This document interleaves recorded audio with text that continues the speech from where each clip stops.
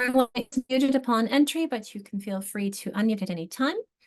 I do always start out with our land acknowledgement, and all throughout, I try to share resources and supports for you.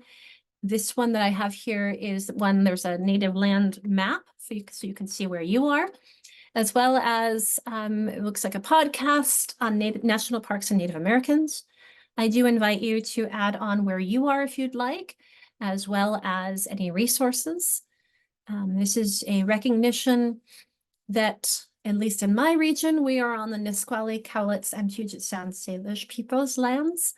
And it is a recognition of the tribe's commitment to the resurgence of their traditional ways and their respect and protection of all people, not only those who are living, but also those who have gone before and who are yet to be born. We pay respect to the elders, both past and present, and to the valued resource the tribe has defined as their children. They are the tribe's future. So we recognize that you are joining from all over the state. We ask that you take a moment to acknowledge the traditional lands where you are, if, like I said, if you know it, or you can just put in a different resource or just have a thought on your own as well. I'll give you a moment while I turn off the fire.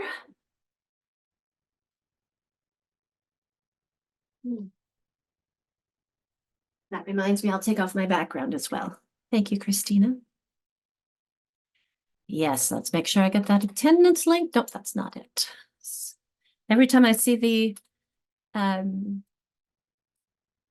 attendance number change, I will add in the attendance link again. And if there's anyone else who would like to help out as well, I don't have co-hosts, so we're all going to be helping each other out. I also have a recognition of the pain and trauma from over 400 years of racism. It is a pledge to centering our work to dismantling structural racism and ensuring that every student is seen and successful in our schools and communities. So if there's anybody who has any resources or other opportunities, as we all strive for equity and we strive to eliminate subtle acts of exclusion and make sure that everyone is seen and included, that's another goal. How can we make sure that that is infused within our work? As we work together, I do have some tips and reminders for those of you who are dusting off the Zoom still in our experiences. Welcome. I do ask that it's helpful for me if you rename yourself with your district name. That way it gives me some context to when you share, but also for each other as we build our community of learners. So if you have struggling with that and you'd like, you can just put it into the chat box and I'll take care of it for you. If you'd like to take care of it yourself, you can go to the participants list, find your name, and you'll see next to it is the option of more, and one of them is to rename.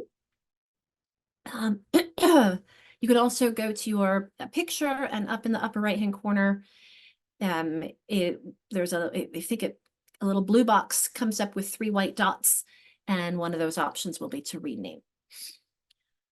But like I said, if you have struggles, just put it into the chat box. I'd be happy to help.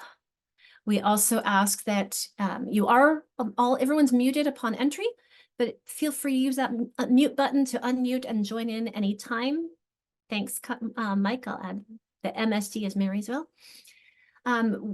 I also appreciate those of you who have your video on, but the asterisk is because I totally understand if that's not working for you, whether it be because of life in the background or connectivity issues or whatever. It's helpful for me to have some nonverbal feedback, so I at least I can see, looks like almost 6, 2, 4, 6, 7 people. So thank you, I appreciate that. I can always arrow through and see some of the others who are sharing as well. Thank you for sharing. But like I said, I understand if it's not an option for you. The reaction button is where you can raise your electronic hand. You'll click to the reactions and you'll see the raised hand option. And also we will be doing some annotations. To get there, you click the view options at the top where it says you're viewing my screen, and it'll pull up this toolbar. You can choose down at the bottom, I think it's where those 3 parallel bars are, that you can unfreeze it from wherever it is and you can move it around. You also might get a little green pencil when you just hover on my screen. There are a few different ways of getting to those annotations. When you do have that toolbar, this little red dot will change the color of whatever you're drawing with. And then there are stamps up here where you see that check. There are other stamps hidden under that check as well. I also plan to have guideposts. You'll notice, oops, I thought I had another annotation there. Um, as we progress together, these are useful for indicating not only your involvement, but also reminders of here's a handout, something you can print up and take away, an activity, something we'll be doing, something where you'll be involved, reflection time to kind of pause and think, or to have to verbalize and process. Because there's so much that we're doing in only 2 hours and over our 14 hours together. But nonetheless, it helps, I try not to go too fast. Thank you, Alyssa. But to make sure that we have enough time to process and really digest it instead of just getting. Because the more we work with things, the more we remember them. So hence the practical strategies. In this case, it's when we have these icons, these are things that it's a cue to help us, and visual supports, especially our kids with dyslexia, those with learning disabilities really appreciate having just a little icon that we can just have a reminder instead of always having words. They're a great way to give directions and reminders. And then the electronic resources, that'll be something I put in the chat box for you. It's also listed on our resource guide, which I'll put in the chat box for you shortly. And the equity connection is something that I'm starting to, as I said a moment ago, infuse more. And so if there's something that you see an opportunity for me to add things in that fits any one of these categories, please feel free to put it into the chat box. And so I'll make that correction in the future. We do always start with our teaching and learning beliefs. And so this is an engagement opportunity for you to add in, to stamp or adjust things that you would like to share, or add something into the chat. What is it you're connecting to today? What is it that stands out or that you appreciate, or that's missing? So I'm going to go ahead and start by, this was an older version. I've since taken this out because while I agree heartily that that's important, these relationships that we have with each other are really key as well. The relationships we have with our students' families, with our communities, with everyone in our school culture and faculty, staff, everyone, all of those relationships are crucial for making positive change in our students' lives and our own. So I just want to draw attention to that. Mike's put it up, highlighted the growth mindset. Thank you. I appreciate that, because that's why we're here, is to continue growing and learning. And I love that it's funny because I highlighted the quality teaching and someone else is saying that is what's making this difference. It is both. I agree. That research says again and again that really it's you and your knowledge and skills that make the biggest difference in your students' lives. So I'll just give you a moment on that. And it looks like we might have had someone come in since Alyssa posted the attendance. So there it is again.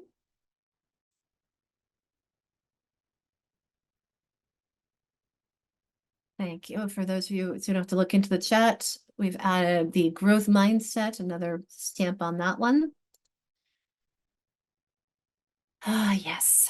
That's what, Eric, I think we are so very lucky in this profession.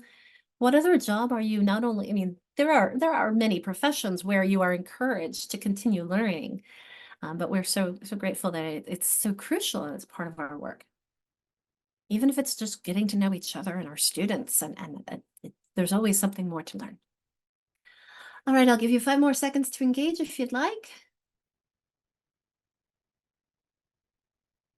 Oh, and I'll take off my background so that when I do use my hands, they don't disappear.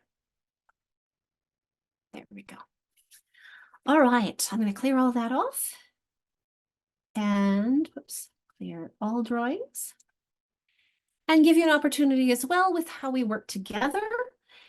These are, again, so for I think that the equity piece here is that when we have agreements, some people call them norms, although I'm really working to normalize differences. When we have agreements on how we're going to interact with each other, I think it gives us an opportunity to take a breath and not feel, I think, as stressed about what our expectations are or how we're going to, it helps set the stage. And I noticed the expecting and accepting non-closure. whether you're intending to add an icon or something there. This is a fact to me that goes along with that growth mindset on that last screen. There's always more to learn. And so I hope that you come back every week with something new and something that resonated, something that you want to bring back to our attention to, or that you might be struggling with. And that goes along with that grace of, I think that was LaDonna who put that on. That is to me one of the most important ones. And it's something I always strive for, is to give ourselves and each other grace. We have a lot going on in our lives. So thank you for the contributions. And lastly, we have some introductions for some new people. I'm going to put the Jamboard back into the chat box for us, and that you can add in onto the Jamboard, or you can put into the chat. Who's in the room today? Jamboard is an opportunity for you to engage. It looks like a few people have engaged already on their on the first page. Whoops, I still have my annotations there. Let me clear all that. Get back to my mouse. So when you're using the Jamboard, you can either put things here on the first page or here on the map, so we can see where people are approximately. And you notice we can move things around, look under things.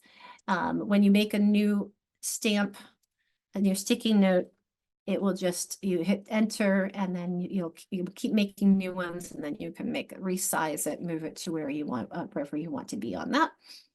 You can also delete it here. There is a place as well here on frame 3 for any ideas or thoughts that you might have that you want to add. It's a parking lot. And then we have some activities we'll be doing later. So those, I just wanted to introduce the first 3 for right now. And you notice there's this arrow here to go next frame. Okay. And while I'm here, I'll grab our resources for us. We do have someone new. A question that I should have asked is whether or not you've ever taken any classes with me, because that will, so if you have, if there's anybody who's never taken any classes, I can spend a little bit more time with introductions. Otherwise, I can just zip through that. Attendance link, of course, Casey. Let me grab this for everyone too, though. Our resources for people who haven't gotten it in the past. Copy URL. There we go. There are resources. I'll grab the attendance link and give everybody an opportunity to see if there's anybody. All right. Well, I know you have, Tammy. Welcome. Okay.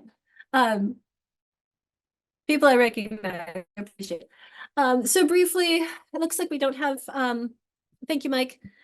Thank you, Terry. Well, but you've been with us before in this series, so I think you've gotten a little bit of the introduction. I'm the one with the big cheery smile. Actually, a lot of us have big cheery smiles in that picture. But you can see me live. So that picture was from the last IDA conference that before COVID, when it was in Portland. And that was our Washington contingent who had gone down to Portland for the International Dyslexia Association. I recognize 3 or 4 of those, 5, a few. Not everyone I knew, but at the same time, it was wonderful to have these learning opportunities. And this was like I said, the Washington contingent of people we could find. I don't think I presented that conference, but I did present the following spring at CEC in Portland. And that was a great opportunity for me to start engaging with the Council for Exceptional Children again. So thank you, Terry. I do remember you being in before, but just to give you a little bit of background, I started my career at a school for kids with dyslexia, and we actually grouped our kids at Chartwell by ability, not age or grade. And I've had some people asking me recently about, there was a school district that was wanting to shift toward more differentiate, thank you, grouping kids in 3rd and 4th grade for content instead of having them all with the same teacher all day. So I'd love to hear from some of you on your perspectives on that, because that's what we did at Chartwell. And I thought it was such it allowed me to focus on language training and language arts. And I didn't have to worry about math and science and social studies and all those. So the kids went to someone else for that. So I think that there are positives and negatives to that. And it would definitely be an interesting conversation. We're going to jump ahead though to our goals. This is because I don't think we have anybody. We only have one person who's new to this class, but I think if that's Tammy, you've been with us in other classes.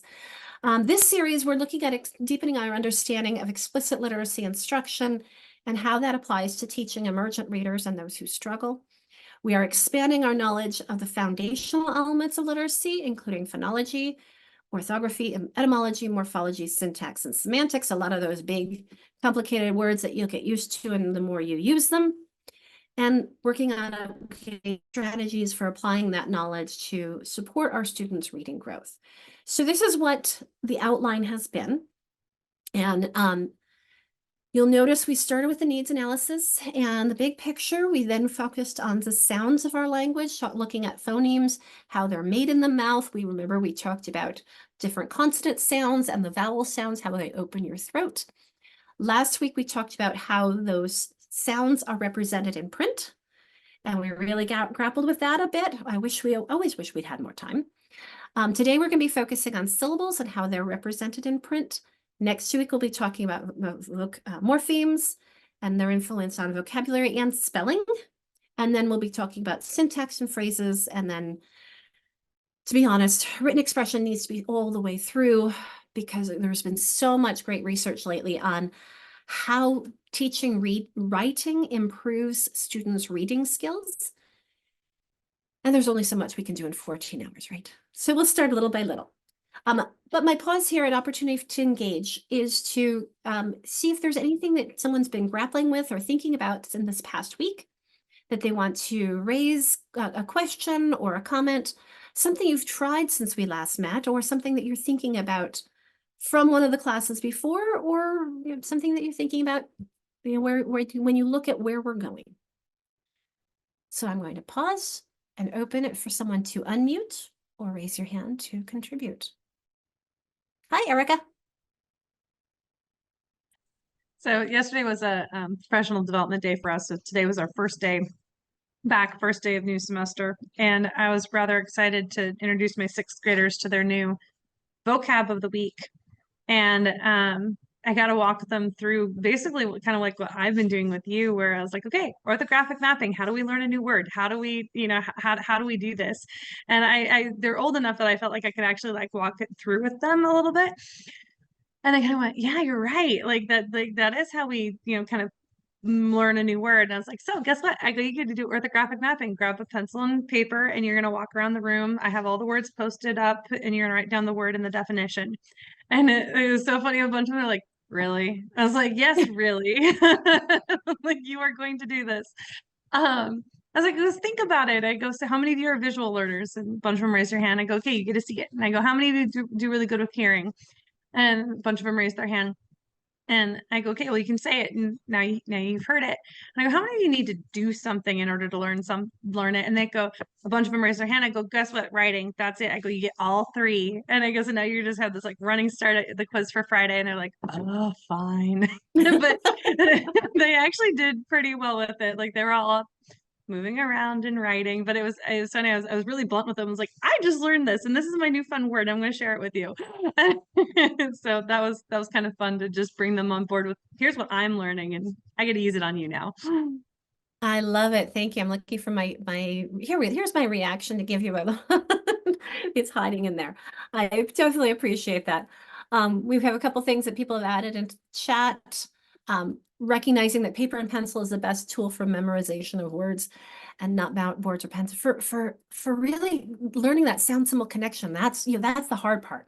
I will be honest, once you know your sound symbol connections, which we talked about last time, what I didn't get a chance to tell you is that once you know that, learning a whole word really only takes 1 to 4 different exposures and experiences with those words. But how many exposures or experiences do you think it takes to get to, for my line here, really remembering those sound symbol correspondences? Anyone have a guess? Once you know this, it takes you 1 to 4 exposures to learn a new word. But how long does it take you to get there?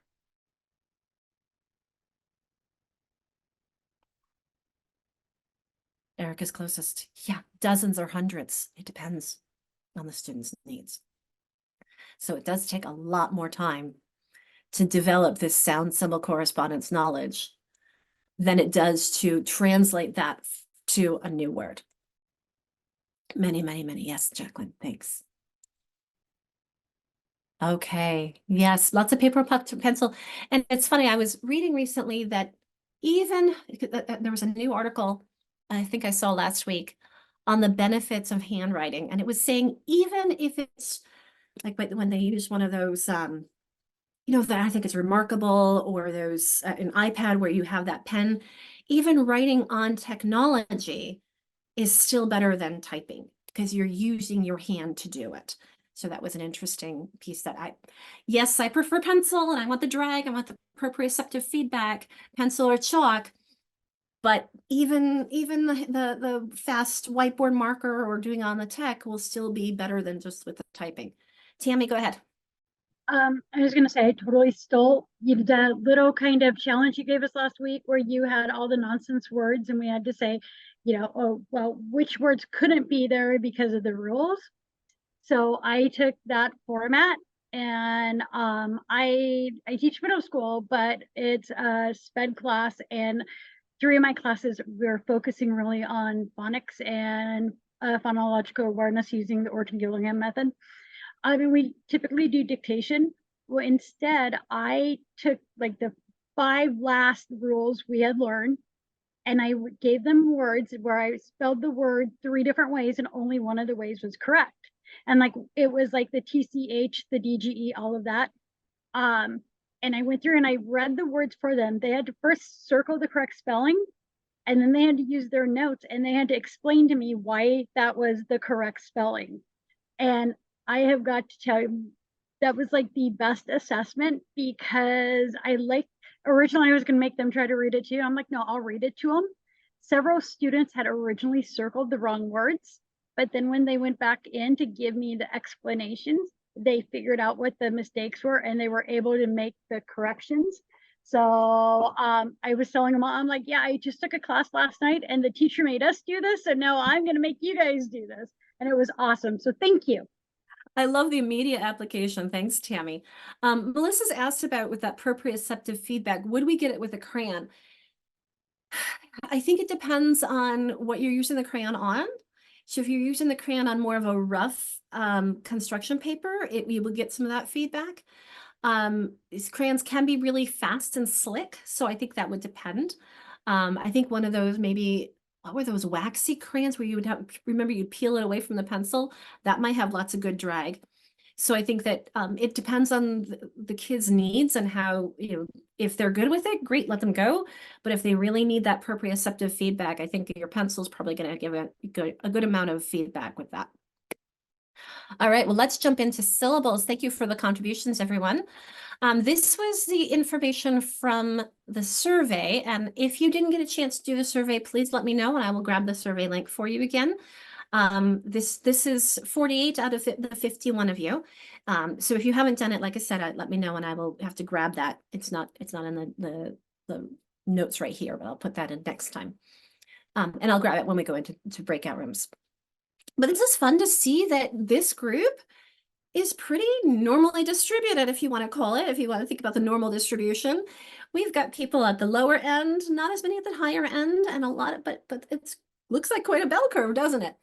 Of our knowledge and comfort with syllable types and division conventions. So that's really where we're going to be focusing today. And this question was kind of broad. It was both looking at the orthographic patterns and conventions that we talked about last time, and the syllables we'll be talking about this time. Okay, I'm seeing a couple people say you didn't get the survey. I will grab that. Actually, no, I can't do it while we're watching the next video, because if I freeze things, I will get it for you as we progress. I'll be able to freeze something when I give you something to look at.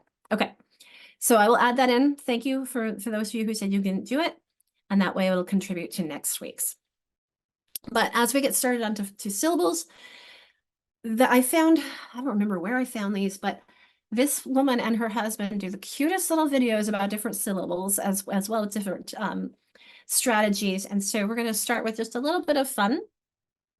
Oh, I didn't know she was IMSC, Tammy. I think I've just seen her own YouTube link, and both she and her husband, you can find some on his and some on hers. But I've linked a whole bunch of them in our resources guide. So I'm going to make sure that I'm sharing with sound. Yes, there we go. I just always want to check that. And I'm going to pause the recording because we don't need the recording to catch all this as well. Zoom recording. The question for you with this warm-up is, how many multisyllabic words can you identify in this short paragraph? What do you notice about them? And how many different kinds of syllables do you think you see or were used in this small paragraph? So I'm going to pause that for you. And I'll go grab a survey.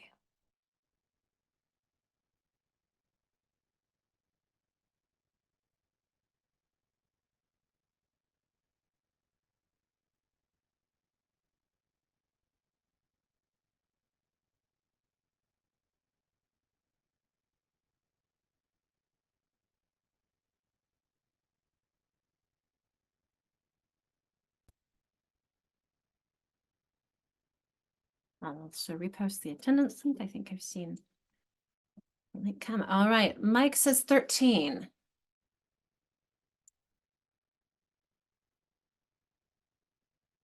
You may disagree.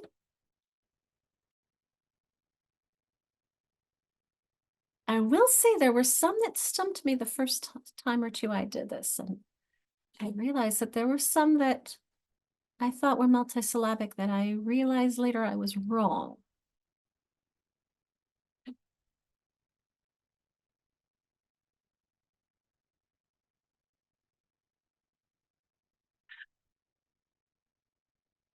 LaDonna, it's more important that you drive than I saw the strategy that with putting your hand underneath your chin. All right, well, no one else is putting in the chat box, so you're all content to, no one's disagreeing with, someone said 23. Okay, recount at 12. So we've got a bit of a range here. 12 to 23, it looks like 16, somewhere in the middle. A few more 12s coming in. Tammy, that's a very good question.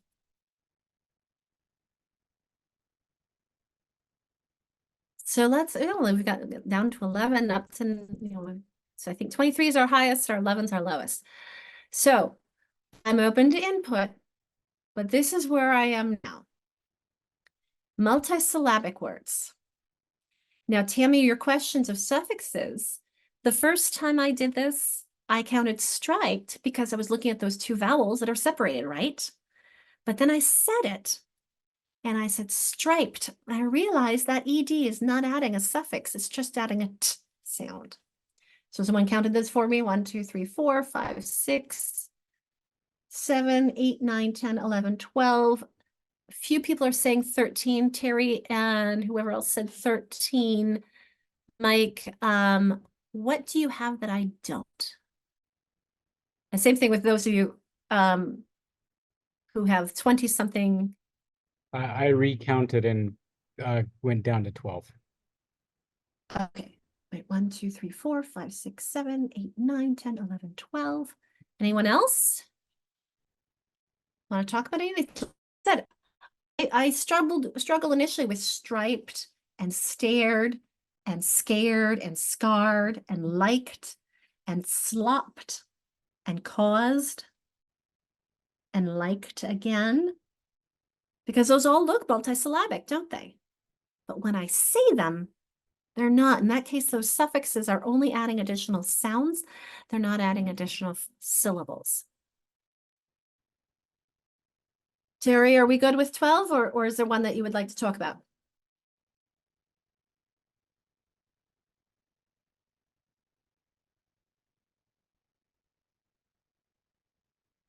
Okay, we're good. All right, but complicated, isn't this a very small, complex little paragraph?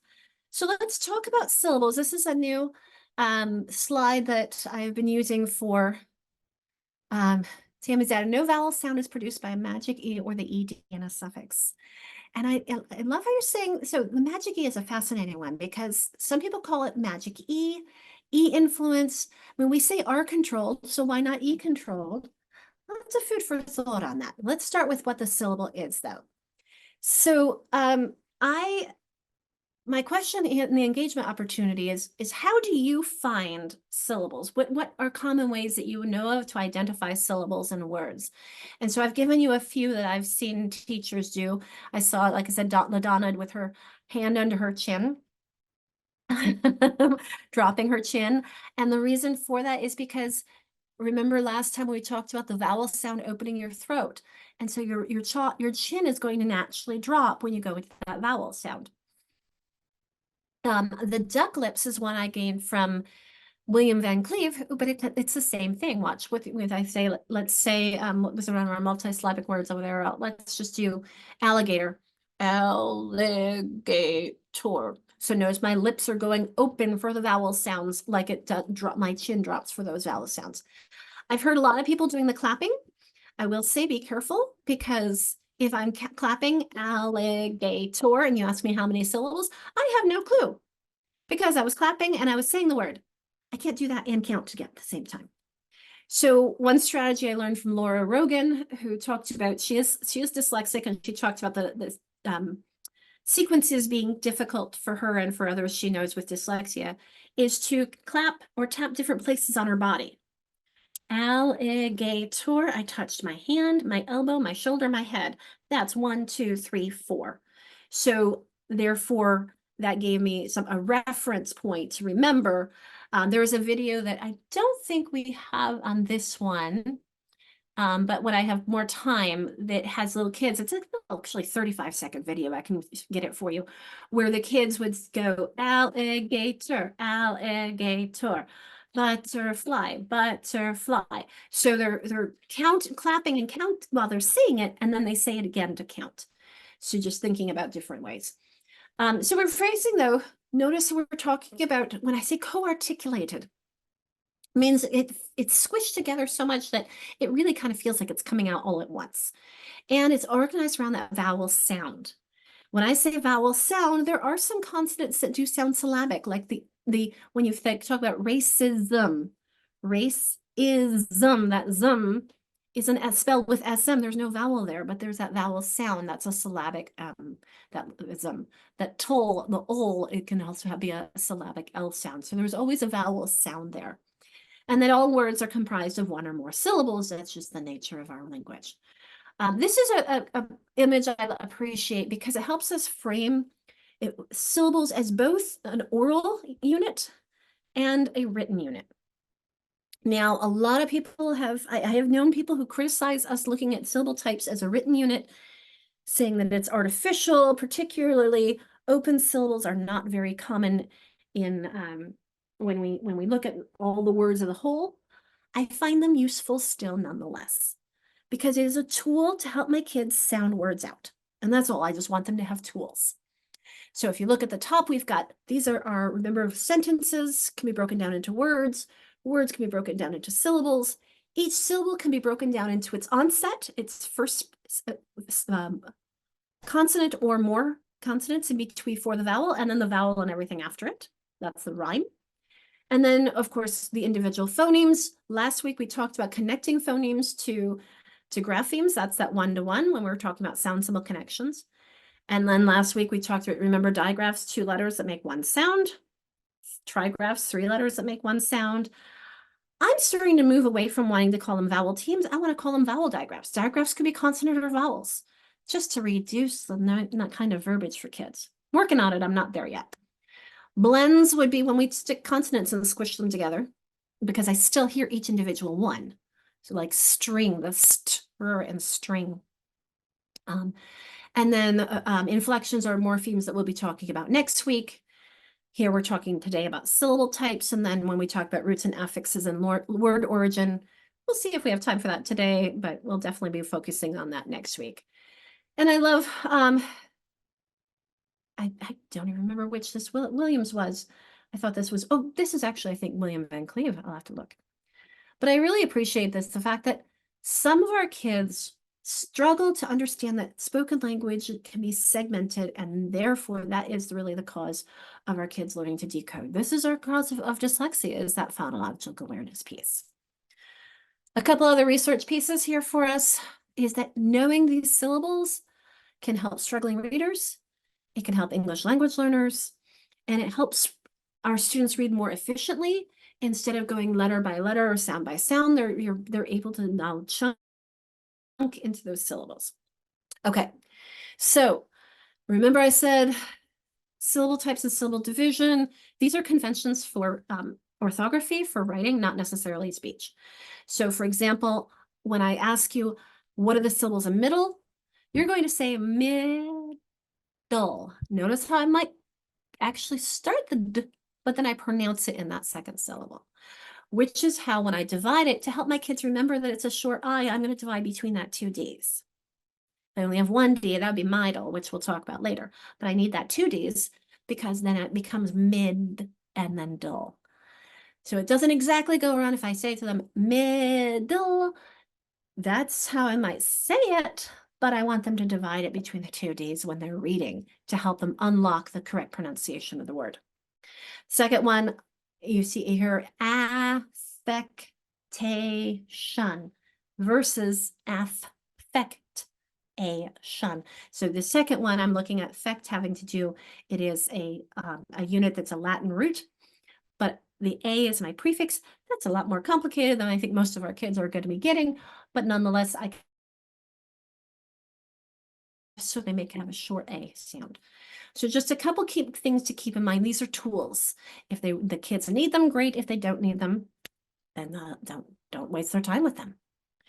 But for those who do need them, we're going to take a quick moment and ask you if you know any of these 6 syllable types. Now, Tammy's been studying IMSE, so Tammy, I knows all 6. So Tammy's going to hold back and see if that some of the other of all 6 can get into the chat box. And here's a hint for those of you who have never heard about or thought about types of written syllables before. One of each syllable type is used in that sentence. No, it's not wise to cheer in a herd of cattle. So I'll give you a moment with those. Deborah, did I give that away already a moment ago?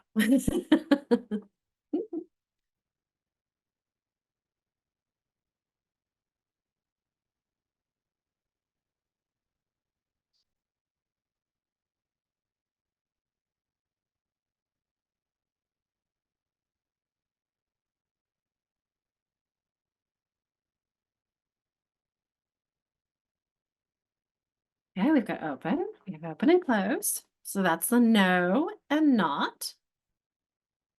Erica, yep, if there's open, there's closed. I'll pull those 2 up. Here we go. Notice, again, they're centered around the vowel. Okay, Heather's got the vowel team. Vowel digraph. Okay, we've got open, close, bossy E in this one. So there's the open. The bossy E, I'm calling vowel consonant E, just to be more explicit. Although, frankly, I really want to start moving. Oh, wait, you're not seeing my screen anymore. I paused that. Sorry. I want to start calling this one, and this is just me, and I'm still working on the details on it, so I haven't done it yet in my slide decks. But I'm going to get my little thing here. I want to start calling this one a split digraph, because a digraph is 2 letters that make one sound. And in this case, this A consonant E, there it is 2 letters making one sound. It's just split by that consonant. Food for thought. I'd love to hear others, if there's anybody who wants to chime in on that. Somebody mentioned R controlled. That's another thing is, okay, this one's R controlled. Why isn't this one E controlled? Because the R is changing the vowel pronunciation of the vowel before it, just like this E is changing the vowel pronunciation of what comes before it. Again, food for thought. This one too, we've got vowel team. I want to call those vowel digraphs. Because again, it's 2 letters. Now, I think we often will use team because it could be 2 or more. Well, then why not call those trigraphs? again, food for thought. So you might find these called lots of different things. I've seen the consonant LE called final stable syllable. Open and closed are pretty much always open and closed. But you might find some other terms. I have known there's one group or one program, I can't remember what it was called, that split. They said 7 instead of 6. And the vowel teams, they split into those that had one sound and those that had 2 sounds, like the oi and the ow. They called those diphthongs. I find that kind of disingenuous because most long sounds are diphthongs anyway. Even when we say the letter I, it's an I, an A. Those are 2 sounds. We teach it as one. So if we're teaching I and A and O and U as one sound, let's teach oi and ow as one sound as well. I just think it's easier. Let's call it a vowel team, a vowel digraph, a vowel trigraph. Let's not confuse our kids with more than we have to. Tammy, you like the word diphthong on there? What have you still with have? So have is one that takes knowing a bit more than syllables, hey, Tammy, because it is a closed, you're hearing a short sound in have.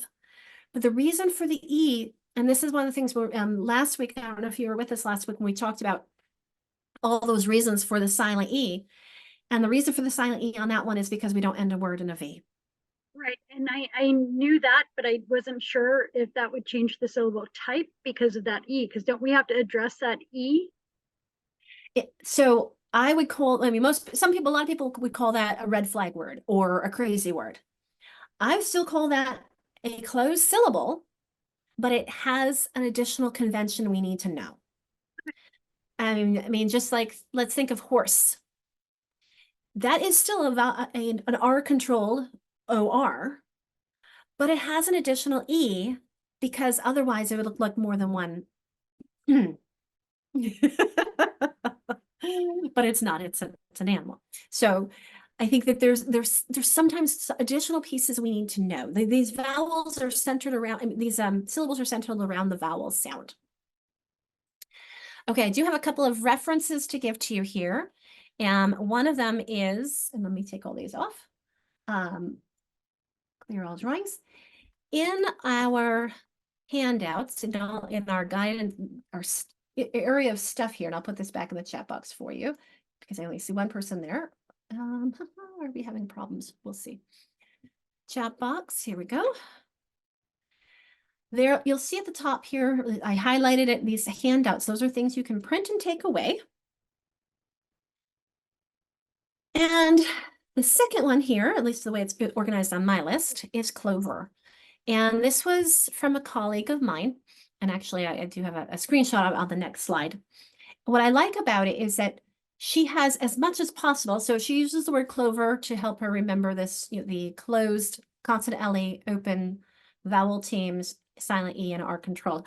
I've also heard, I can't remember if it was really great reading or there was another program I heard that used Velcro, VELCRO.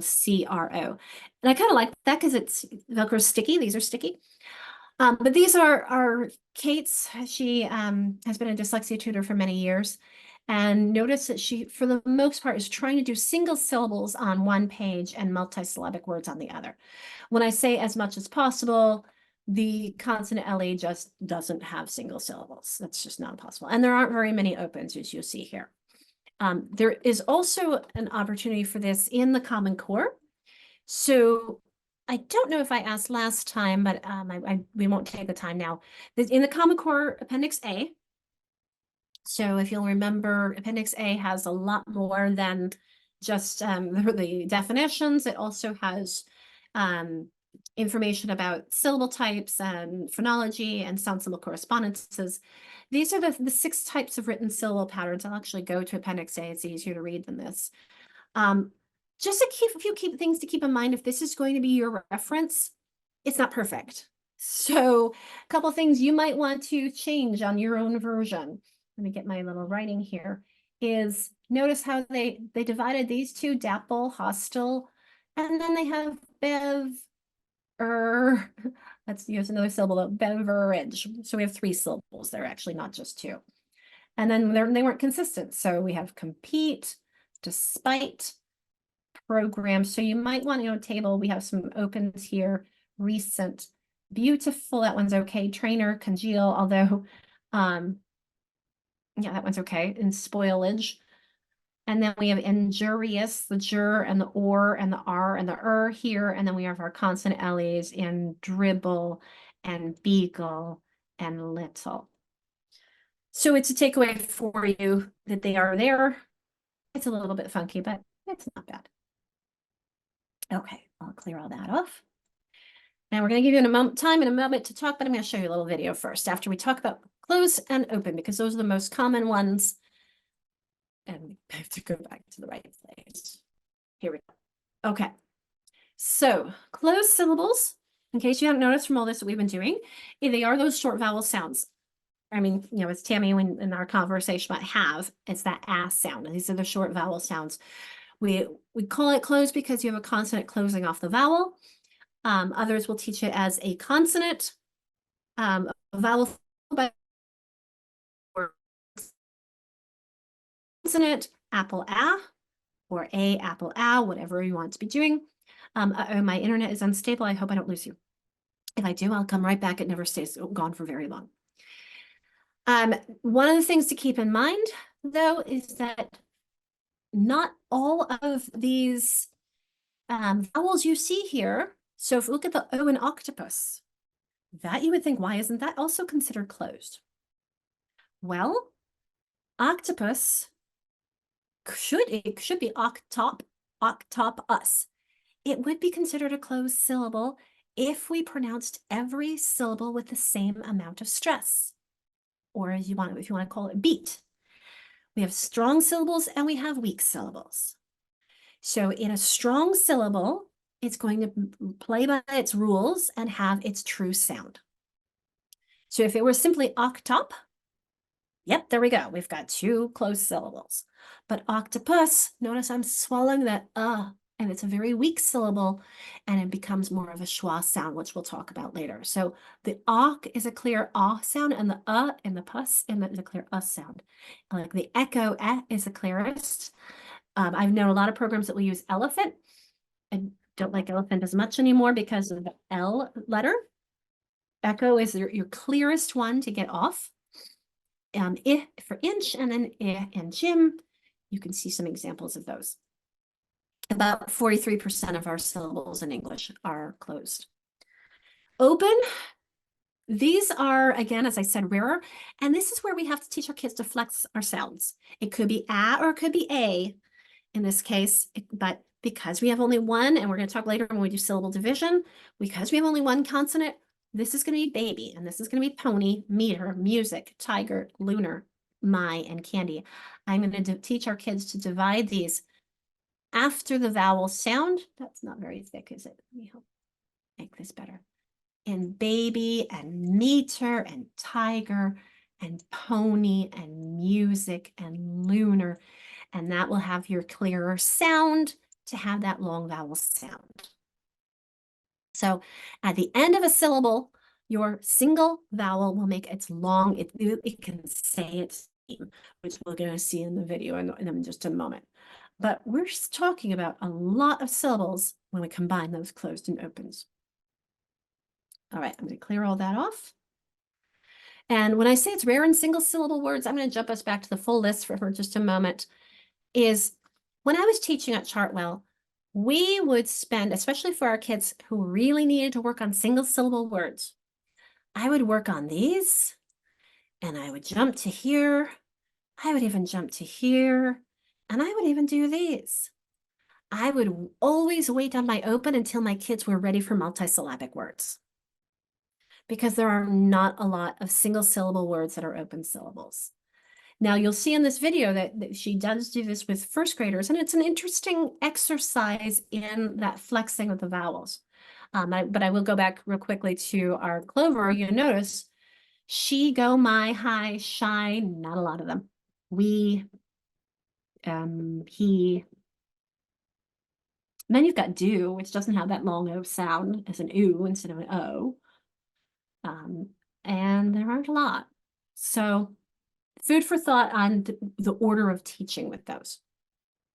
Okay, I'm going to jump us to a video where you'll get a chance to see a first grade teacher working with open and closed syllables. And then we'll give you an opportunity to, here it's this one, to pause and reflect and talk to each other. So I'm going to pause the recording.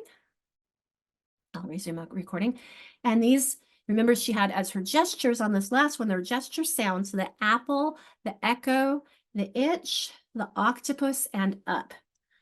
And she called those her gesture sounds. So these are ones where they would say their name, like an acorn, eagle, ice cream, ocean, and unicorn. So you can see then that she's gone through those. And she's going to do a little bit more up one last piece. She's going to distribute the word cards, and the students are going to categorize, or they're doing a sort as closed or open syllables. And I think that is our last one here. I think I missed for watching her do that. Nope, here we go.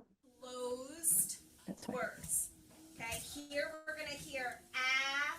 Side of that image where she was. Let me just mute it and go back for that to see. So everything that she was looking here out where it was closed and open, all these were open. Okay, so we're going to take a moment to talk about open and closed syllables. What we've talked about so far. You can explore Margie Gillis's syllable inspector cards that I put in the chat box. Just get an opportunity for you to kind of process and share with each other, and then we'll go on to the other kinds of syllable types and syllable division when you come back. So I'm going to pause the recording again, and see who would like to share out about something your group talked about.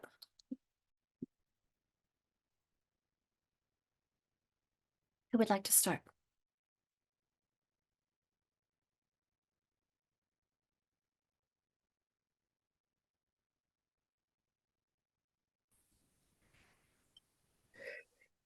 I had someone in my group that was brought up teaching different vowel sounds and ways words are put together with stories. Like Band-Aid sounds, and like for ow, O-U and O-W being like Band-Aid sounds, or and different sorts of stories, and saying that she didn't really use the open and closed syllable, the language that we've been using in our conversation just now. She doesn't really use that when she's helping her students with their reading. So I was just curious about that, about how you use this language with students. So when I was at Chartwell, we Okay. used this language at Chartwell. So we used, in fact, I had a poster of this once my kids had learned them all. Whoops, where'd they go? All of these 6. And as we learned them, we would put them up. We called them open closed syllables. These are the words we used. Particularly though, now granted, my kids were about 4th through 6th. I did have a first grader in one of my classes. We, again, as I said earlier, we grouped them by ability, not by age. But even with our first graders, we still use this language because we wanted to keep consistent language across our school. It was a private school for kids with dyslexia. And I have heard that stories, and I think Laura Rogan is one who does a lot of stories, so does Nancy Young, really helps some of our kids with dyslexia. My worry is giving them too much verbiage to memorize and have to worry about. So that's one of the reasons why I'm even worried that this is too much sometimes. And I want us to think about flexing sounds. And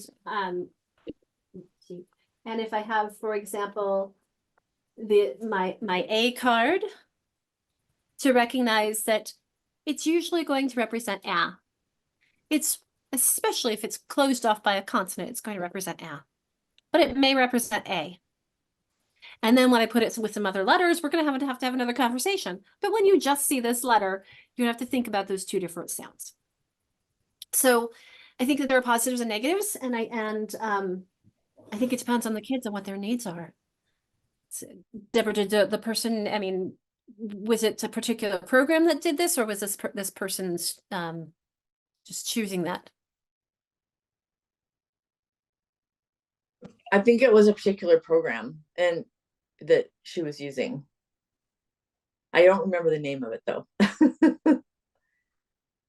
Well, thank you. And if your partner would like to share that he or she is more than welcome to. And like I said, I've heard of some that use those and have stories. I think that there are positives and negatives. Mhm.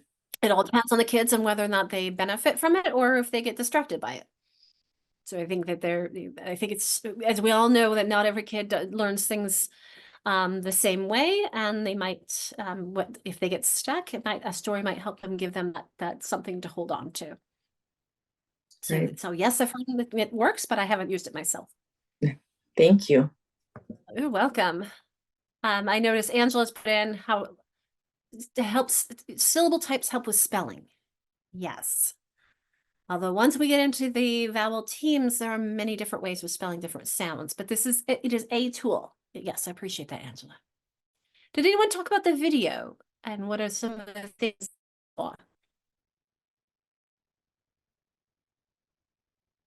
is there anything else anyone would like to share before we jump back? Hopefully we had enough time and a good conversation.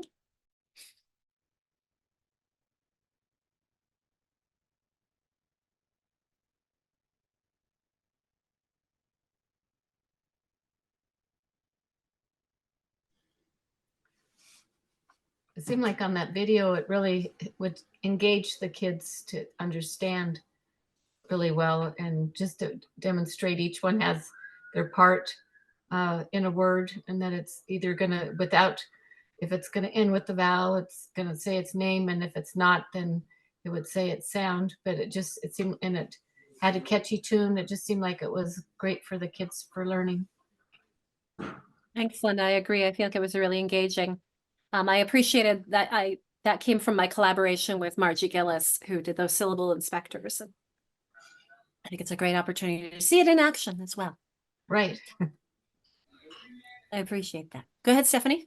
Yeah, in our group, I was just saying I really liked in that video how she, and you too, referring to the short vowel sound as the gesture sounds. I had never heard them called that before, and I really liked the linking a movement with that sound. I feel like that really helps the kids make that connection a lot better. I think so as well. And I liked how she said, it's going to say its name versus it's going to have its gesture sound. Personally, I struggle because I read and I hear people say all the time that calling the sounds short and long can be confusing, and it doesn't really make any sense because you can hold an ah for as long as you can hold an a. So the length of how long you say this has nothing to do with the difference between a and a or I and I. It's just a different placement of the sound. And we happen to call them long and short for so who knows why or where that came from originally. I should look into that one of these days. How do I teach the sound in about? So you're right, it is usually about. So actually I can jump to the schwa. Well, let's see, we do have, I'll jump to that one since you have Christina. So the schwa is as I mentioned earlier, in every syllable doesn't get the same amount of stress in our language. It was Lynn Stone in her Spelling for Life book that I appreciated that calling them weak or strong syllables. The schwa is a weak syllable. So the strong syllable, that's one that gets the stress, that's one that's accented. So you think of about gets that strength, doesn't it? Kind of gets swallowed, or we call it swallowed. And so it is, if you remember the vowels when we talked last time, and let me see if I can jump to that quickly. No, it was even the time before. Where are our vowels? Phonological phonemic awareness, consonant. Here we go with the vowels. If you remember the schwa sound, don't go away. There we go.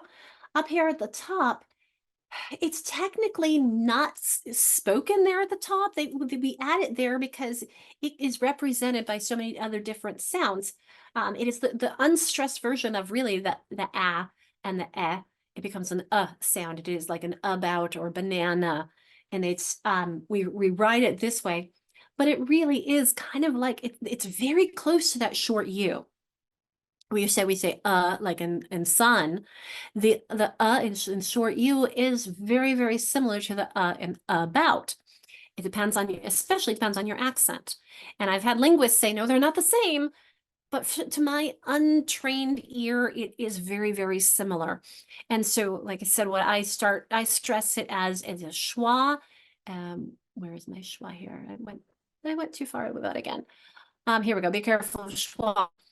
I have highlighted in these words where there is a schwa, or even what we might call a schwi in duplicate or duplicate. It's not an it sound clearly.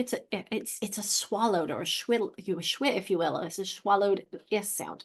Freedom, it becomes an sound instead of the bottom, album. Even if you think of the word can, if I say I have a can of pop or soda, notice you hear the sound pretty clearly. But if you use can as a modal, I can go. Notice it gets swallowed. I couldn't go. It's not I can go. I could say it that way, but when I say it naturally, it becomes I can go. So I say it so quickly that that vowel just kind of disappears. It's not being stressed. It's not getting it becomes a weak syllable. So hence, even though the ow is strong there, and that the sound in about or Alicia, my name, or banana, that sound, that a is actually a prefix there, alive, about, around, and it is swallowed, if we will. And these are not usually a problem for our kids when they're reading. They're usually harder for spelling because it has that sound. But when we read it and the kids read about, I'm like, you know what? That's completely a great first step. But remember, I'm going to stress the about, so it becomes about instead of about. Does that make sense, Christina? I can't see anybody, so hopefully somebody makes sense too. All right, we're going to go back to our last two kinds of syllables, or three, actually four, because we had two that we did already, the open and close. So as I mentioned before, with the vowel consonant E, I'm starting to move toward calling this a digraph or E-controlled. I'm still kind of playing around with what's a way to help kids with this that it's going to be easy. Now, this little smile you see on them is what we did at Chartwell. I've known some programs who will just underline the whole thing. Let me get my annotations. And they'll just go I consonant E. We would have our kids underline I consonant E. And I even have an I consonant E card where it has a dash in it. So you can see, and they would actually, when they do, for example, I had my A, and if my kids were practicing E, elephant, I don't have, here's the A, apple, they would also practice I consonant E, pine, I, A consonant E, safe, A. So they would just learn it as a unit, that this unit represents the A sound. This is the only long A I'd given them at the time. I hadn't yet done the long A by itself, because the majority of the time, unless it's an open syllable, you're going to need more than one letter to make a long vowel sound, whether it's separated by a consonant, like in one of these, or whether it's in the vowel team. You need more than one letter to make a vowel sound. Melissa asks, are there certain gestures that go with the gesture sound? So you saw that Margie Gillis uses for apple, echo, itch, octopus, and the U for up. Those were not, when I was at Chartwell, we didn't use those gesture sounds. We had our students actually making the form of the letter. And so they would make, sorry, it was upside down. They would make the letter A. They would say the keyword A, apple, They would do the same thing with the consonants as well. And So for example, R, rug, r, you can see the cards behind me, B, ball, B. The old version says C, cake, K. They're now doing C, cup, I think, because it's clearer than the K in cake. And so this is their gestures is what Marjorie Gillis uses. And so it depends on your program. It was new to me, Melissa, when I learned from Margie. Like I said, we always made the form of the letter because we're connecting its form to its sound. Okay, so those were the vowel consonant E's. And these, as you can see, they're common in single syllable words and as a final syllable, or if it's part of a compound word, but most otherwise it doesn't go in the middle. I mean, these are things if you help your kids recognize, for example, made and make versus MAID, MADE in the MADE, it's a passive MAKE, and so you're showing those connections. R controlled people talked about. We've talked about this, how the R is affecting that vowel sounds. Notice only the AR and the OR have those unique sounds when they're accented. If they're unaccented, becomes schwad and becomes that sound, like in dollar or in the word or doctor. You have that OR making the sound. And so these are not so hard for reading, but they become very difficult for spelling because all of those down on the bottom make that represent sound. So this becomes a little bit trickier. And I do remember reading once some common things that we can help our kids, like the IR, I think is the most common, the UR. It has to do with things that hurt. But at Chartwell, we would very often say, you've got 30% chance of getting it right. Let's think about if it's a suffix, it's usually the ER, or when might not need the OR, like in doctor. This is where knowing meaning comes into knowing the differences when things are spelled the same way. I'm spelled differently, but it sounds the same way. And that is when we get into the vowel teams.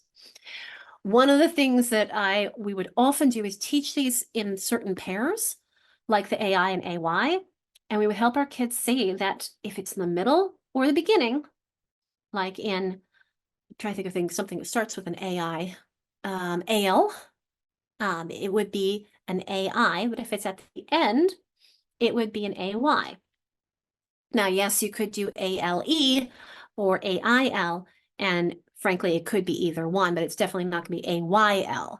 The Y comes at the end. What's really happening here is the I and the Y are playing the same role. We just don't use a Y in the middle. We use that at the end. The same thing, you can see that in the OI and OY. And then you can see the same time as situation with the U and the W in the aw in Paul and saw, or the ow in couch and cow. Now you notice here's another OW in the O in snow, and we have two different U's, the moon and the book. I also did highlight the E's. Notice how we've got the E in eat, and the in head, and the A in steak. These are in order of commonality. We would, we would teach this one a lot, and then this one a little bit less, and this one's pretty rare. So we help the kids know if you're going to do an EA, if you have an EA sound, the spelling, it's most likely the long E versus the short E or the long A. And these are things we just practice a lot with them. But you can see we've got a few others. We've got the I, and the A, I, and night, and the A and the E, another I and ew, and you, and Q, and true, ooh, and few. So this is where our language does get really complicated, but because these are old words, and these are old combinations we don't use as much. Sorry, we do use them a lot. These came from Old English when we have homonyms, we had to differentiate between them. Sorry.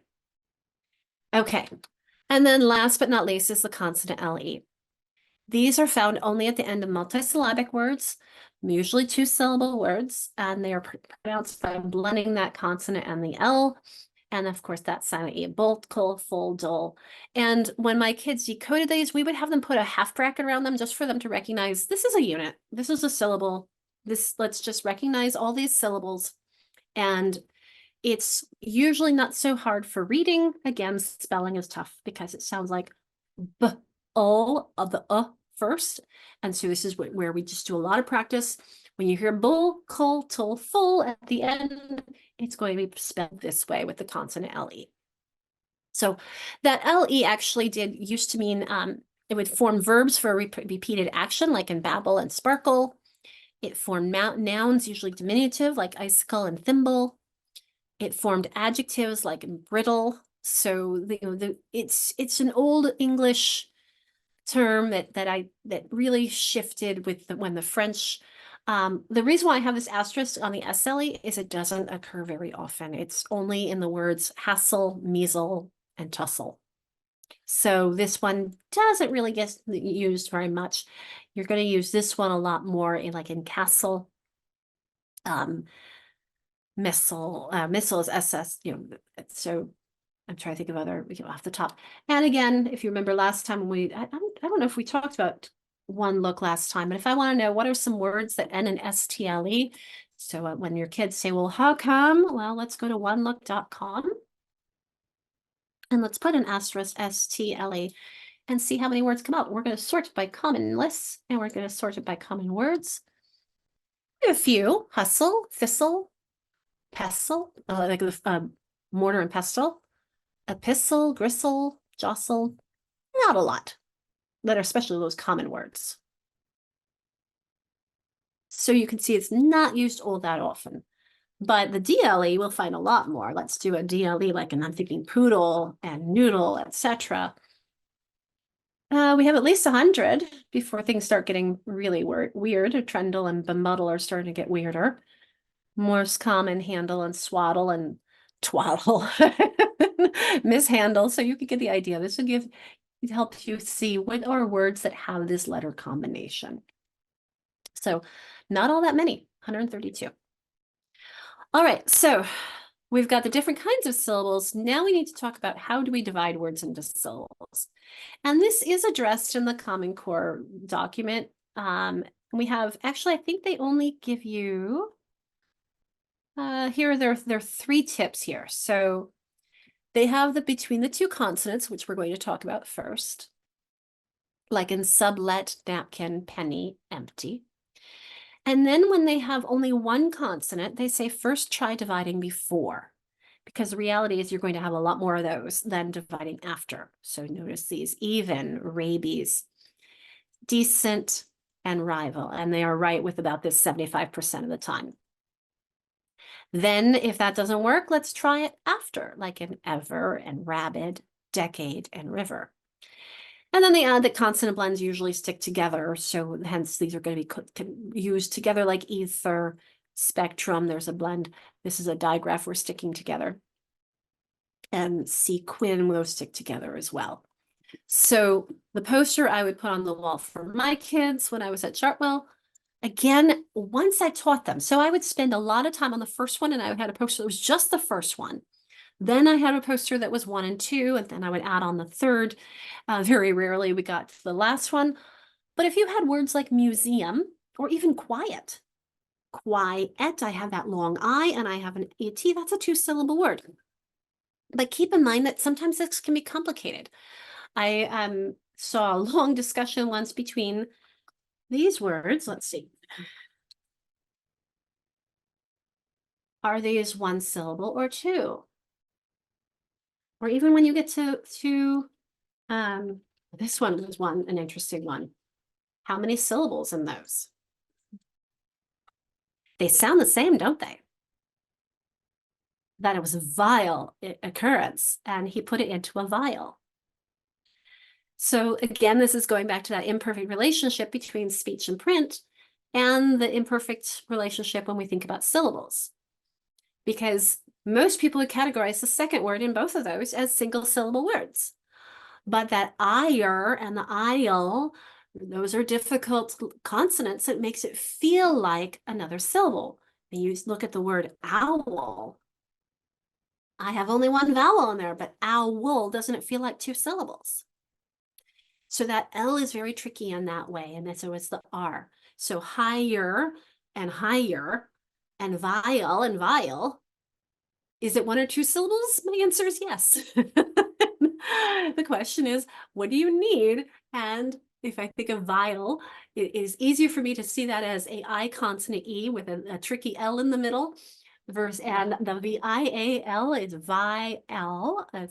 So whatever ways we can get our kids to help sound them out and spell them are whatever tricks we need to do. But there are some tricky parts of our language. Okay, how do we teach this?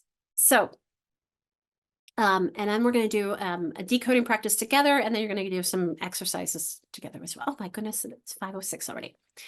So I'm going to get on these because I'm going to show you how we did this at Chartwell, and I'm going to use red because at Chartwell, by the time we get to multisyllabic words, my kids have gotten used to underlining their vowels. That was just what they did. They underlined their vowels to read them. And if it was that I consonant E, remember they would go I consonant E or that A consonant E. So here we don't have any of those, but we have some vowels to underline. Now, when I very, very first teach this to them, I'm going to tell them, okay, wait a minute, hold on. You've underlined two things. Remember, every time you see a vowel that's separate, it's by itself, remember every syllable has to have a vowel sound. So I'm going to teach you a pattern to help figure out where to divide between the syllables.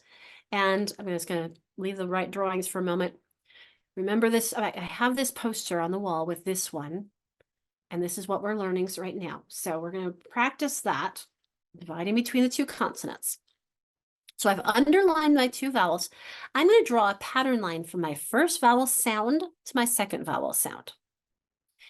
And I'm going to now label this. This is a vowel, this is a consonant, this is a consonant, and this is a vowel. And if you remember, the most common is between the two consonants, so I'm going to divide there. Later on, when they get a bit better, all they have to do is underline my vowels and divide between my consonants. And so they're going to get this practice too. Later on, all they're going to be able to do is look at it and recognize that those are two different consonants, two different syllables. Napkin, put it together, it becomes napkin. When I'm doing it with the only one consonant, I'm going to do the same thing in the beginning. I'm going to go vowel, consonant, vowel. And remember, the most common is here. Now with this one, and I try it here, Steven, is that a word? Not a word you know. Let's try the other one. Let's try it. Let me get my drawing. Here, 7, is that a word? Yes. So it's best when you're starting these strategies to use words that are in the kids' vocabulary. They're words the kids know. Because then they can get used to this pattern and then apply it to words that they don't know. And with this, if they never had heard this word before, you're gonna have to try it both ways. 7, you're right. I mean, for example, Polish and Polish is a great example with that. It could go either way. It could be Polish, it could be Polish. So, and that's where we're gonna have to say, when they say, is it Polish or Polish? I'm like, well, let's look at the context. If it's a capital P, then it's gonna be Polish. If it's not a capital P, it's Polish, and what you do with a rag. So that's where we have to keep in mind the complexity of language. Okay, Ikram asks, do these syllable rules, can they be applied to different languages? Do other languages have different syllable rules? Definitely. If you see, I've seen, I was reading something where, I'm trying to remember which language it was. It looked like it had syllables without vowels. And because they pronounce it again, I wish I could remember which one it was, but the vowel consistency is definitely an English piece and Romance language. I'd say some more of the Cyrillic languages, the consonants act differently and the vowels act differently. Polish does. Christina, can you give us an example?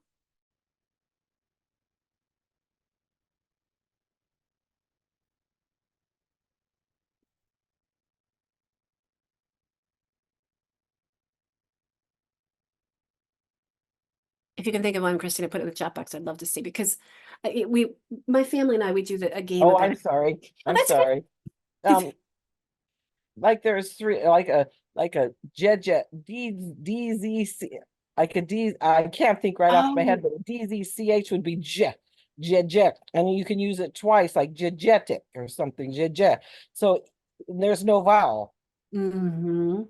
That's a perfect example of how this doesn't exactly match with different languages. In English, we have to have the vowels. It's centered around the vowels. I think if I remember that Hebrew doesn't write vowels, but they do say them. So you have to know which vowel it's supposed to be. I know in Arabic, that's how things were, and I mean, every language is going to do things a little bit differently. But in English, definitely we are centered around the vowels, as are most, like I said, Romance languages. And a lot of our language, when you have things like I remember my son saying to me once, Mom, that BAU in this word, why on earth we have, well, when you have a lot of vowels that are very complex, it's French origin. I don't mean that offensively. French is my second language, but they have a lot of letters that they don't hear clearly. And I'll go back to our Edem Online. Whoops, and I get this instead so that I can get us to Edem Online.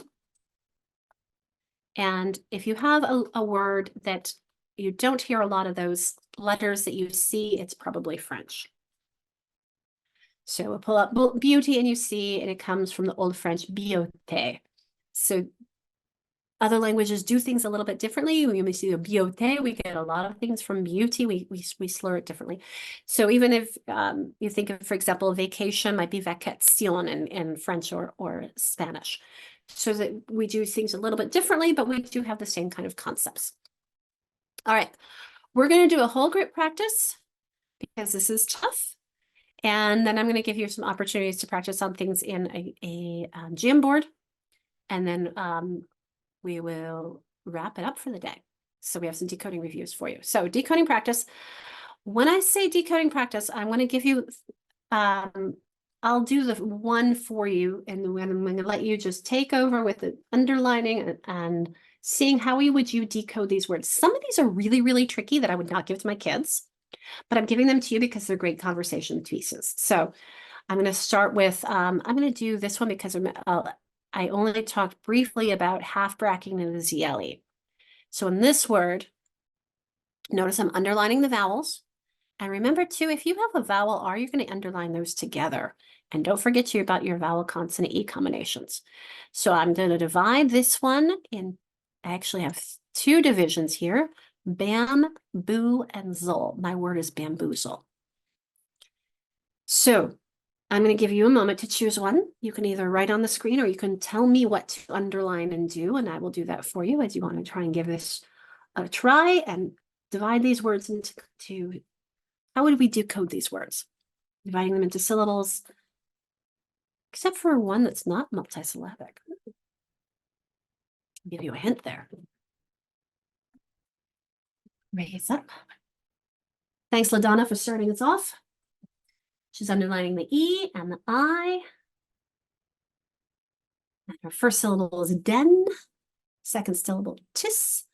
And LaDonna, in this case, your Y is also a vowel here.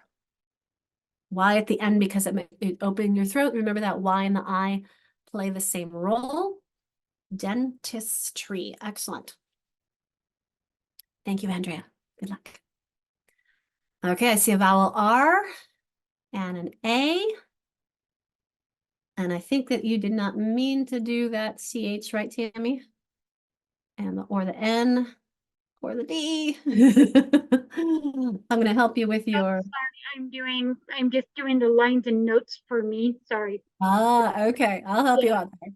Yeah, sorry. Chan. I'm going to move your one here between the Chan dice. All good? Okay. Somebody tackled pugnacious. Now, when I say tackle, you've got a tricky piece here. You've got the pug and the nay. And notice how it's long, pugnacious. Now this here, the vowel we're hearing is a vowel team OU. The I's role here is simply to make that C, make that sh sound. So I'm not underlining it because that I is partnering with that C. Otherwise it'd be pugnacus. I need that I to make it pugnacious. Same thing with the TI in abstraction. Great job. Abstraction. Commercial. Excellent. Although I would only do the A because again, that I is partnering with the C. Spectro. Graph. Awesome job. Looking at the smudge. How many syllables in that?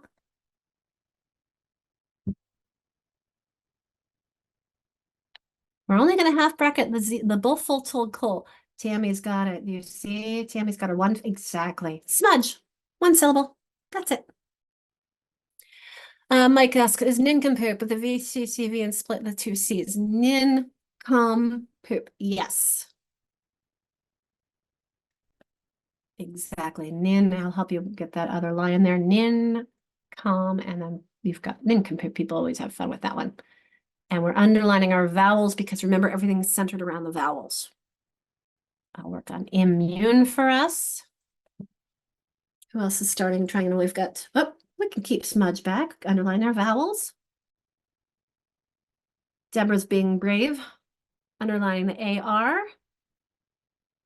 When you say, and teaching it to your kids, the VCCV, if you were new to this, yes. Well, let's try here. I have a vowel, VCCV. If they were new to this, then definitely. I think that's what you mean with that, Mike, right? If they're new to it, then I would have that kind of scaffolding. But I pull back that scaffolding as quickly as possible. Okay, marshmallow looks great. And I love how you underline the OW because that's a team, isn't it? And scrumptious, and that TI is working together. It's us that you're underlining. We have two more.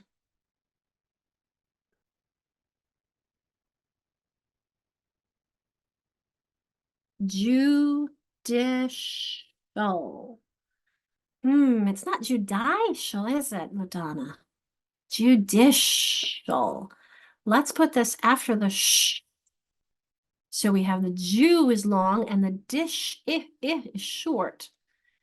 So this, if you think about it, your base word is judged, which I can't write with my thing. Judge. And look at how that GE switched in judge to become judicial. Isn't that interesting how that happened? And we have one last one up at the top, strengthen. We have two E's. And I have strength. This is technically a suffix, so I could just do that, a single syllable word with a suffix, which we'll be talking about next time. If my kids don't know that that's a suffix, I can help them think, okay, you can do strength and or strengthen. Either way will get you to the correct pronunciation, so I'm good on wherever you divide that one. And that sometimes if it gets you to the correct pronunciation, doesn't really matter where. All right, good job, good work. I'm going to give you some time to talk to each other. I'm going to go to give you some decoding practice. What's that one? Oh, some teaching tips and reminders. We'll do those when we come back. We'll give you some decoding review to practice. Let me see what's on our Jamboard. So here's our Jamboard. And when we go to a couple things here, this one is some review for you to try. And if you want to make your own for your group, you can go up here to these three dots and make a copy so that other people aren't messing with yours if you don't want. There's also a question, which word of these has a schwa sound? And then there's something that I made if you want to have fun with changing a closed to a split digraph, star to stare, cut to cute, or a closed or vowel R, by just me moving that silent E around and seeing what it does to these words. So just some things to practice and play around with. There is, like I said, one page of decoding for you to try. It is almost 5:30. Let's do them together. People are having to leave anyway. Let's just we'll do it together considering it's almost 5:30. Let's just quickly take a look at them together, and I'll give you a few tips and then we'll let you go by 5:30 because gracious, that's what happens when you slow down to make sure that we have everything we need. So let's take a look at these. Which of these has a schwa sound? You can stamp it, you can use your Jamboard, or you can put it in the chat. That one, I didn't fool you all. You guys have you learned the schwa pretty quickly and easily, huh? All right, look, we're looking good on that one.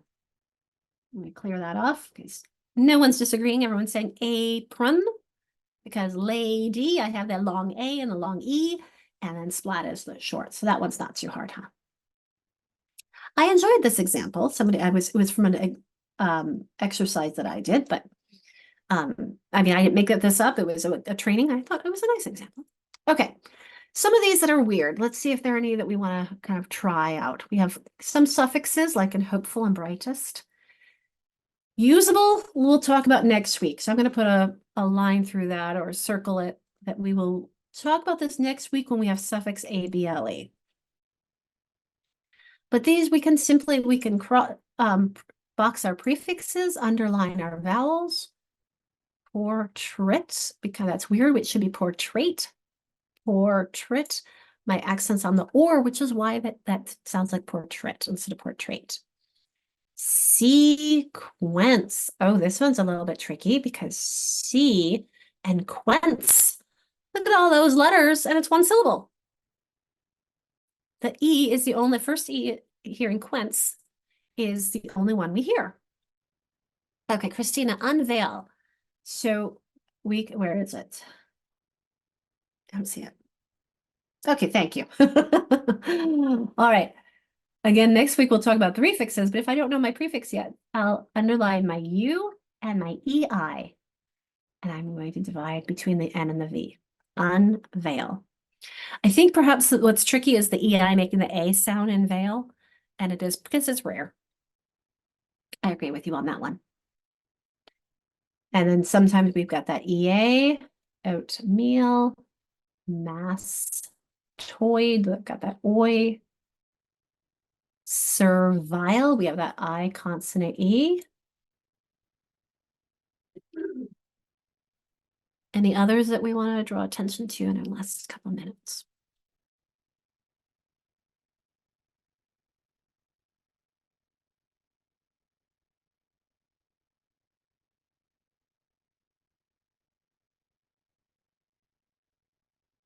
How are we doing? I could put you into smaller breakout rooms to talk to each other a few minutes and just kind of process. I wanted to give you an opportunity to try. Nice job with that, LaDonna. Accept, and then ABLA all together. Someone says engage. Well, we've got EN and we've got an A consonant E for engage. Same, we have an A consonant E, that's your base word. And we have an E, and so you're actually dividing it here between same and ness. Oh yes, I'll put the attendance sheet in for you.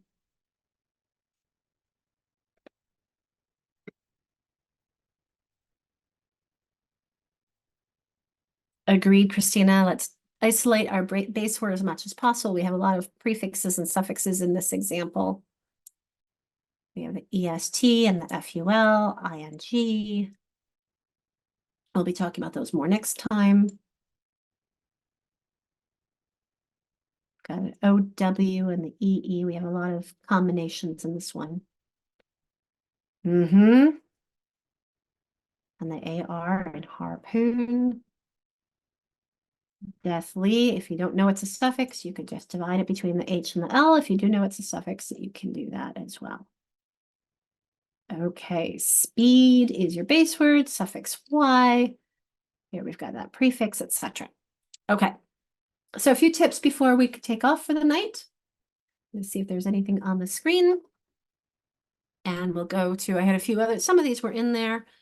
The blamable girl, again, we'll talk about that one next week. A few of these, well, those were all in there as well. All right, so let's look at our words from last time. And you notice all the 7 syllable types. Notice, now do you see them? Vowel consonant E up there in Pete. Up is our closed. The pole and apple. Open and he, the vowel consonant. The vowel team and night, or a trigraph, if you will. The AR and scar and scare. The air is always awful. And the AU and cause. Ikram asked if we can access past Zoom sessions.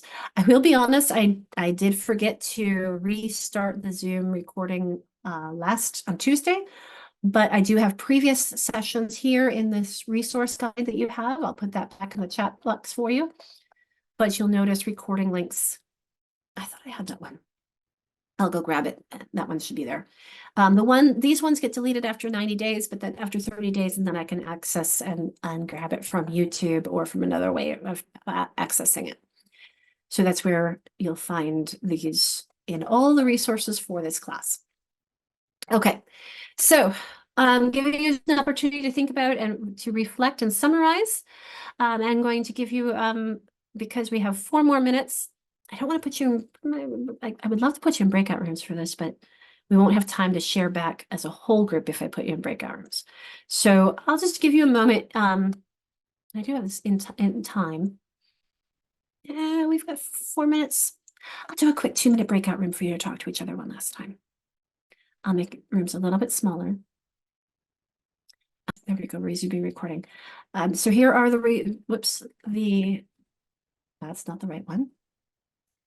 Grabbing this for you, put that into the resources. And Mike, if you'd like, you can take a screenshot, or I know that there was last time I asked people were interested in some of the resources, and there was one who was teaching high school, and I said I'd share if you put your email in, I can share it with you. But I have the posters of those, because from when I used to teach high school, they are not ADA compliant. Make it into Syallabification and see if I can just grab. I'd be happy to share these with you. So here we go. The syllable division rules, single page.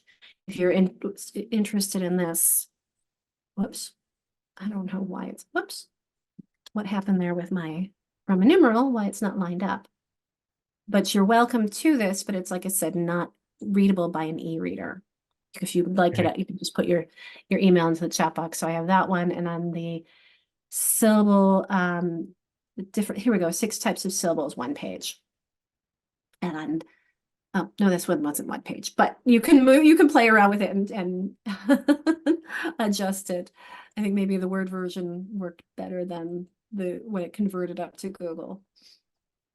That one's definitely not 1 page. So if you're interested in those, you can just put your information in the chat box and I can share those with you. Oh, Thank but you. you can also get it from the Common Core. You're right. You're welcome, Mike. Everyone have a great evening. We will see you all next Tuesday, and we're going to talk about morphemes. That's especially the older kids really need to be looking at multimorphemic words. So thank you. Have a great afternoon, evening, and hope that you have a great rest of your week. Happy February soon.